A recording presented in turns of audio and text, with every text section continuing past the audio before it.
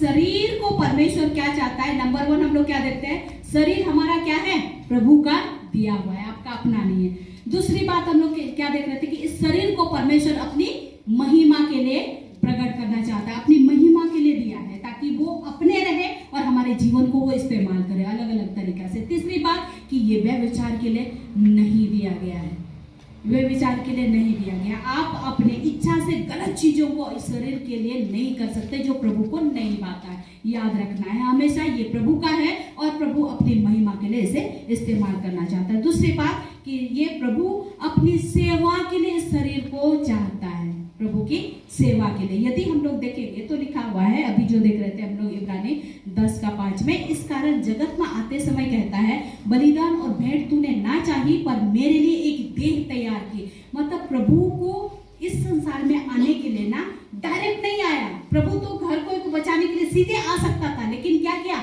एक गर्भ को चुना, एक देह को चुना। परमेश्वर देह को चुना, किसी का देह को, मरियम का देह को चुना कि मुझे उसमें से इस संसार में क्या करना है, आना है।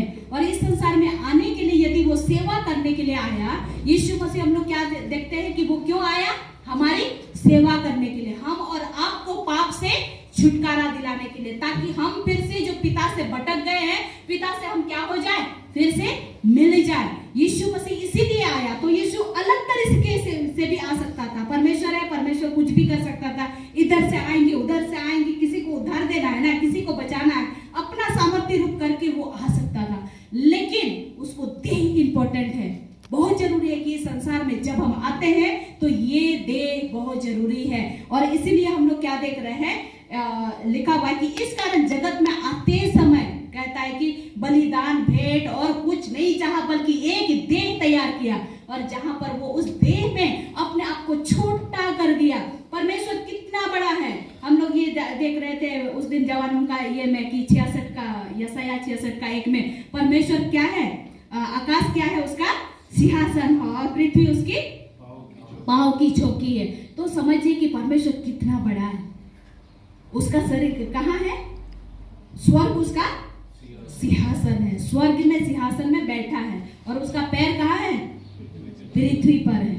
आप समझ सकते हैं कि कहाँ बैठा है और उसका पैर कहाँ है, कितना बड़ा है परमेश्वर, कितना महान परमेश्वर है।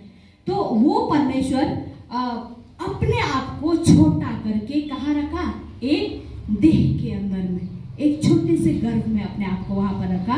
और लिखा हुआ है कि